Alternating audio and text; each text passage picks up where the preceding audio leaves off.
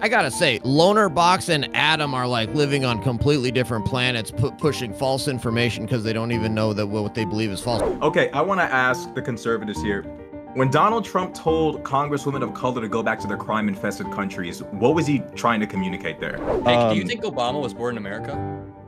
As societies get more mature and as societies get more wealthy, people naturally turn away from God, turn away from Jesus Christ, and turn away from a true spiritual understanding of the world, and start to replace that with communism, with Nazism, all these other ideologies. And what we've seen in the United States and around the world with the global left going hardcore atheist and then trying to replace their spiritual emptiness and trying to get spiritual fulfillment from things like global warming, trying to stop man-made global warming, all these sorts of things that are causing a lot of us that are basically still traditional believers that to be like, whoa, this is absolutely insane. And that's what's causing the division. I'm going to throw it over to Adam Mockler to wrap up the intros. Yeah, so I think you can draw a direct line from Donald Trump's entry into American politics to the division we see today. And I think it was only amplified by social media. We could probably all agree on the social media piece. I don't know about that. But when it comes to Donald Trump, in 2012, his claim to fame in American politics was saying that Barack Obama wasn't born in America. He convinced a large portion of the country Obama wasn't born in America. A decade later, he's boosting Laura Loomer posts about Kamala Harris's birth certificate. But we can go to 2016. Donald Trump had the RNC chanting, "Lock her up." Michael Flynn comes on stage. Michael Flynn leads a "Lock her up" chant. And if conservatives in here are going to try to claim that Donald Trump never said "lock her up," I have the receipt, so I'd be careful with that one.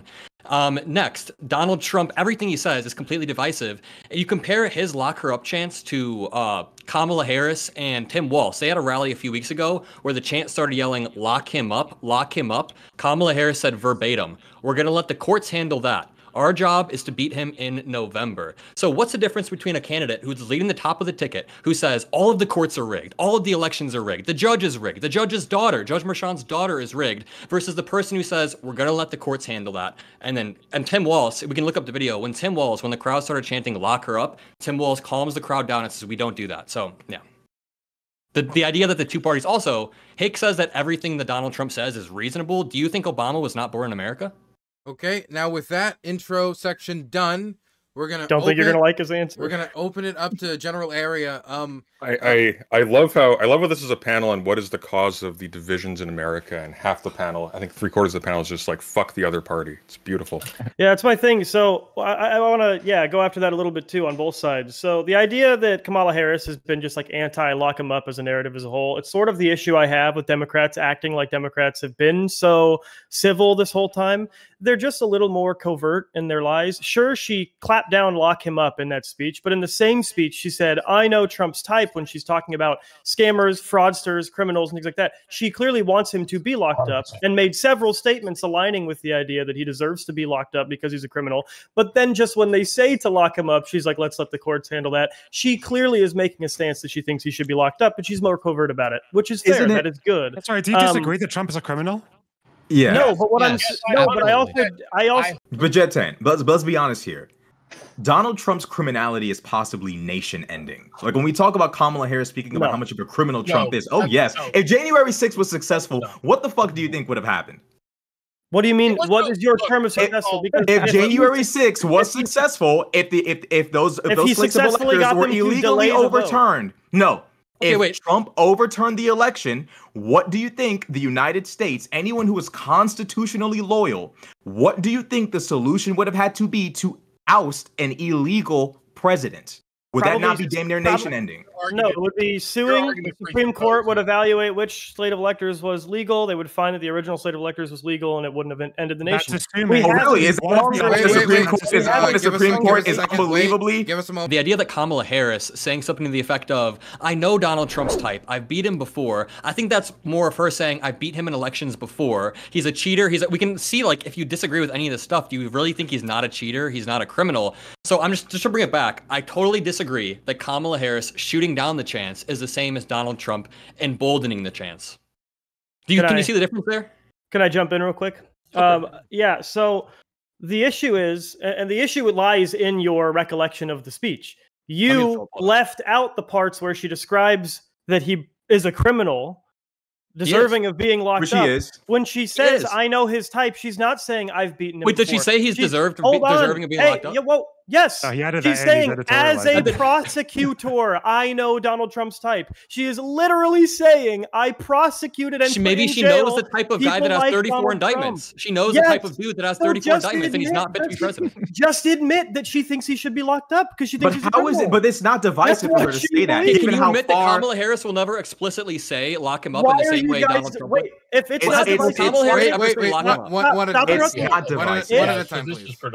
not divisive, why did Adam feel the need to leave that out and claim that she doesn't want him locked up? Because it doesn't. Hey, look, it doesn't really matter what he says because the reality of the situation is like we just established. If you're both talking at the same time, I can't hear anything. I want Crenshaw to respond, and then I want to throw it over to Hake because he's been waiting very patiently the whole time to say nothing. Oh, actually, Lecture Fan, sorry. Then Hake. The reason why I'm saying it's not divisive is because if you look at the level of back, I don't want to make it a J6 debate again, but the point of the matter is the level of crime Trump committed is democracy ending, capable of ending democracy. Calling him a criminal and drawing a line in the sand and saying this motherfucker is a criminal, this guy is capable of ending democracy, this guy needs to be locked up. When the line is drawn this far and you guys are grading him on such a crazy curve, somebody has to say something and demand actual rule of law. That's not divisiveness. That's taking a stand where it needs to be made. Okay, I'm glad we admitted Kamala also said she wanted Donald Trump locked up. I'm glad we've gotten there. You can disagree. The Constitution oath breakers should be locked up. So wow. Quickly, Adam, I know Adam was trying to respond as well since it was his question, so I want to give him 15 seconds before we threw it to Lecture, who I know is going to have some things to say. Sorry, can I just read this quote real quick? I know Donald Trump's type. This is what Kamala Harris was saying. In these roles, I took on perpetrators of all kinds. Perpetrators who abused women. And tell me which one he didn't do. Perpetrators who abused women. Fraudsters who ripped off consumers. Cheaters who broke the rules for their own game. So hear me when I say I know Donald Trump's type. Like, where is she saying, can you be as good faith as possible? There's a difference between saying something like that versus lock her up and emboldening your crowd to chant lock her up. You don't see any difference between those two things. No, so one is, I agree there's a difference. It's a question for Jebtan, and then we got to go to Lecture. I'm sorry, MPU. I agree there's a difference, and I described the difference. I think in their divisiveness, Democrats are more covert. Donald Trump outright says, I want Hillary Clinton locked up, and that is bad, and you should not do that. Kamala covertly says, I want my opponent locked up. That is so bad. Republicans are more openly divisive. No, that's your stance. Republicans are more openly divisive. No. Over to Democrats are openly divisive. The other side. Stop. I gotta say, Loner Box and Adam are like living on completely different planets, pushing false information because they don't even know that what they believe is false. Loner Box saying that the Democrat Party hasn't gone radical and the Republican Party has is just demonstrably false. Pew Global Research has done research on this where they've proven that's false. Adam Laxalt, or Adam Mockler, sorry, I got your name wrong, but you're clearly like just a TDS guy. I don't know if you've been diagnosed. Hey man, earlier you said something about, or if you actually like believe what you had, or if you just don't know the history of where the divisiveness began, because it actually began in 2008 when Barack Obama first started. Thank you. It actually went back to 2008 when Barack Obama's 2008 campaign. I know you may not have been around for that, but that's exactly what it was. And you guys talking about like somebody actually locking up their political opponent are like living on a completely different planet. Donald Trump actually had the opportunity to prosecute Hillary Clinton. That was a closed and shut case. Donald Trump made the decision not to prosecute Hillary Clinton in an incredible act of deference to our process and everything else. And then you guys are talking about, will or will not Kamala Harris try to lock up her political opponents and abuse she's already doing it. She's a part of this exact administration that's doing this against Donald Trump right now, has filed all these frivolous lawsuits, and you guys claiming that Trump is a criminal over January 6th, recognize he's never been convicted of any crime over January 6th, so you're all full of crap. Well, hold on. Wait, I'm sorry, Mr. Crenshaw. I threw it over. I promised Adam. Not been convicted of any crime. Adam, that doesn't mean anything. You know, Lecter fan keeps trying to. I'm sorry, MPU. Sorry, negative, Crenshaw. Adam. Lecter fan keeps trying to paint Democrats as all these radicals. Lonerbox touched on it, but like 70% of Republicans in Congress think the election was stolen. Do you think Kamala Harris is a communist, Lecter fan? Like, do you think most sitting Democrats are communists? Because you named her. You used the word communist when you propose price controls. Yeah, that's a communist policy. Price controls are a communist policy. Wait, do you think Biden is a capitalist or communist? I don't think. I think Biden is. I think Biden's like Bill Clinton. Like he doesn't really have true beliefs deep down. So when you have Lecter fans sitting here going, the other side, they're full of communists. Do you think like Democrats are groomers too? Are you going to call us communists and groomers and then say we're the ones being divisive? I think the left has given itself over to sexual perversion. Absolutely. Okay, so we're the divisive ones, and you're going to call it just doesn't make sense. This is like anybody watching. But if we were communists, you're cool with that. That was no big deal. Okay, we're gonna have Lonerbox respond, then Hake, and then President Sunday. Okay. I was going to ask Lecterfan if he thinks like most American states are communist because they have like a lot of American states have laws against price gouging. I also want to correct myself. Actually, I misinformation. No, they don't. You don't know what you're talking about. No, they don't. It was actually 30 cases. That's a lie. It was actually 30 cases that were thrown out after the merits were assessed as well. As for the Hillary comparison, you have to understand the difference is that Hillary wasn't even indicted at the end. So she didn't plead the fifth once throughout all those fucking Benghazi hearings. Trump is a criminal. All right. So to Adam's point about most Republicans think that the election is stolen in Congress, which I completely disavow for the sake of all the channels and because I don't know. I don't know what the details are. And they say that there's no way of knowing. They made it so there's no way of knowing. But I think it was the most secure in history, like the government tells us to believe. But that just shows that the Republicans are being peaceful even while believing all that stuff. And and is Biden a capitalist or communist? He's a commie capitalist. He's just in bed with. He's been in the government forever, and he's in bed with the capitalists. Define that. Define it. It's the government and the big businesses in bed with one another against the people. Hey, do you think Obama was born in America? Let me just finish. Oh yeah, about the Obama thing. I'm not sure. I think he was probably based on Bill O'Reilly's claims. They looked into it. He was born in Hawaii. And of course, for the sake of the channels, I think but he has Hussein in his name, man. Sorry, go on. But it's interesting that both Trump and our greatest sheriff, Joe Arpaio, looked into it and found questionable stuff there. I think Obama may have just been trolling us. I think it's just a joke. Nobody really cares about it, except for boomers who care about, right and wrong. Okay, I want to ask the conservatives here. When Donald Trump told Congresswomen of color to go back to their crime-infested countries, what was he trying to communicate there? He didn't say that. He said go back to where you came from. He definitely did say that. He because didn't say they're dividers. They're in here pushing go back to where you came from. No, he said go back to your crime-infested countries. They should go back to your crime-infested countries. Where he said go back. I'm more than happy. I did. I'm more than happy. Who just said they should? Okay. Someone said something a second ago. Oh, Hake, were you the one that was saying that they should go back to their country? Yeah, this is all talk. People are all upset about Trump's words. Give me a break. Okay. Trump's actions. Trump is the solution, not the problem. But go ahead. But MPU, is Hake divisive when he says that? MPU? No. Please concede to that. I have a question. So, like, what about them makes them need to go back to their country? Like, what separates them from, like, all the other congressmen and women? Like, what is it about them that makes them need to go back? And given the fact that the majority of them were born here, where should they go exactly? I'm really curious. Trump was going to deal with the anchor baby issue. They're not anchor babies. So, like, where do they go? He wasn't saying go back to your country. What he was saying is, if you want to be a fucking dickhead from Brooklyn, go back to fucking Brooklyn. No, he said countries. He said countries. He told them to go back to their countries, not their state. To go back to their countries. Okay, when Donald Trump is telling them to go back to their crime-infested countries, why is he saying that to them specifically? Like, what makes them so special? And what he also said before they tell us how to do things. Who is us, and what makes them they, and what makes everyone else us? What separates them? I'm curious. Well, they're clearly, obviously, white haters, man haters, and they come in with a foreign evil mindset that's anti-Christian, anti-white, anti-man, and so he's naturally going to speak the way that a whole lot of normal people think and feel, and he should have the right to do that. It's not as if they're actually going to go back. Did he actually try to get the government to do it? No. But he said it though, and that's divisive, isn't it? And no one else has ever done that. It is divisive because he's speaking how normal people want people. So you believe the average normal white person thinks that places where you came from, not your countries, Crenshaw. Okay, I'll pull up exactly. Wait. Let's pause this for a moment. Wait, pause it. Wait, no, Crenshaw.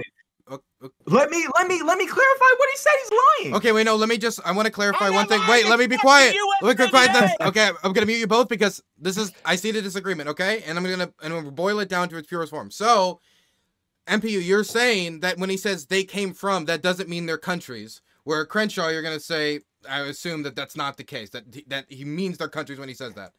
Okay. Can I read the whole quote? Okay. No, one at a time, Crenshaw. I threw it to Crenshaw.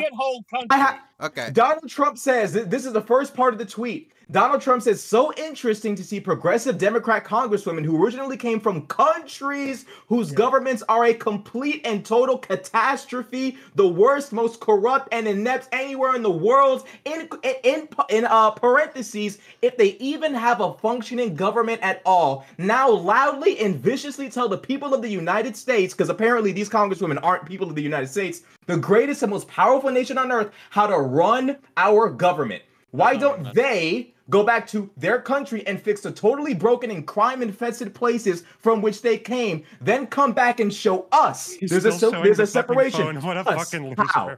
What does that mean? What does that mean? They don't. Wait, we got to give MPU a chance to respond. Let me hear MPU. I got to hear MPU respond. You dickheads is sitting in front of a computer. Yeah, no. Wait, 1 second. We got to give MPU the chance to respond. What do you think of what that quote he just said? There's nothing to respond to. There's nothing to respond to. You're right. Talk about people like Ilhan Omar, who literally fucking hates this country. She's not the only one. If Trump did say it, fine. Exactly. The biggest anti-Semite in the fucking Congress. Crenshaw, do you want to support? Didn't Trump invite Kanye and anti-Semite to Mar-a-Lago?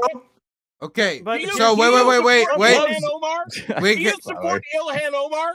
I don't, but she's not a representative of my state. I don't give a fuck about no Ilhan Omar. I don't know who that is. Okay, now let's end it there. We're ending it there. Wait, no, we're ending it there. We're ending it there because who she is. Ilhan Omar is not in the room, and I want to get to the main up. And she's not in the room.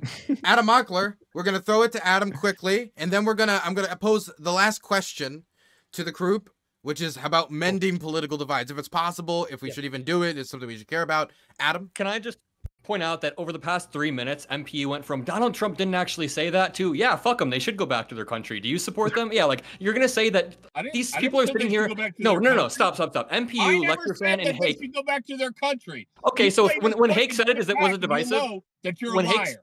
When Hake said it, was it divisive? When Hake, you think they should go back to their country? It would be great. Okay, MPU, is that divisive? If they don't want to fucking be in this country and be a contributing part of society, yeah, they should go the fuck back. Okay, so we just went there to their obviously like participating in society. Honestly, and you want to contribute to this country, fine, be here. But they're congresswomen though, and like 3 of them were born here. But like they don't belong in Congress. Come on. I just find it really annoying that people like Hake, Lecter fan, and MPU. You know, Hake and Lecter fan seem like nice people, but they've been gaslighting us this entire panel. Lecter fan's opening statements was calling Democrats communists, saying Joe Biden is a communist. Hake made up a new term. Hake thinks that they should go back to their country. Like, just say it one more time. Ilhan Omar should go back to her country, right? Do you think that Muslims should be banned from coming in, Hake? Because you guys are going to sit here and say that we're the divisive ones, and then Hake is going to be like, no, we should deport everyone. We should, like, it's just so annoying how you guys are going to sit here and gaslight us. We should deport Those are not divisive. We should. The truth is divisive. The truth is naturally going to be divisive, just as lies are divisive. You divide based on what's right, as Jesus did, as Trump is doing, and then you divide based on lies, which is what the Democrats and the rhinos are doing. Let's let Hutch finish. Wait. Let's Hake finish. He hasn't talked much this show. And then I can go. Yeah, Hake, you didn't get to finish. I didn't hear at the end. Oh, yeah. So I think that to answer that one, I think Jeb's question, yes, I think Republicans might really be stupid if that's a real Trump quote, because Republicans have been voting in people who just turn against them and work with the Democrats and just follow the lead of the Democrats. Ooh, and cooperation. It is, you know, I love cooperation for what's right, but not just catering. And it is human nature to divide. I don't join into this blaming of the media stuff, because if the media were not exploiting evil human nature, if we didn't have the evil human nature within us, the media couldn't do anything. And it's not just the media. People are both spoiled and strained right now. And Trump can bring that back because he can bring back the economy. And when people are living well, they're less apt to blame other people. So, and he's also a uniter. He's for love. Law and Order presidency right now. Okay, look. I know that we had a lot of heated debate today, and everybody here couldn't disagree with each other more, you know, but I want to throw something out there. Obviously, this conversation in and of itself is an example of the amount of political divisiveness and polarization, as Loner Pox put earlier. So I wanted to ask you guys, how do we mend the divide? Should we mend the divide? And can we mend the divide? Those are the three questions. I'm going to pose it first to Adam Mockler. Muted. That's a brilliant point, Adam. Wait, say it again. How can we and should we? How, should, and can we? Or you can put it whatever order you want. I definitely think we can, but I don't even know, like, it's such a broad question. Something that I've always said is media literacy classes from a young age could probably help a lot of the disinformation right now, and maybe helping the disinformation landscape could, in a roundabout way, help the division. So, like, my answer would be media literacy classes, but that's just one aspect of it.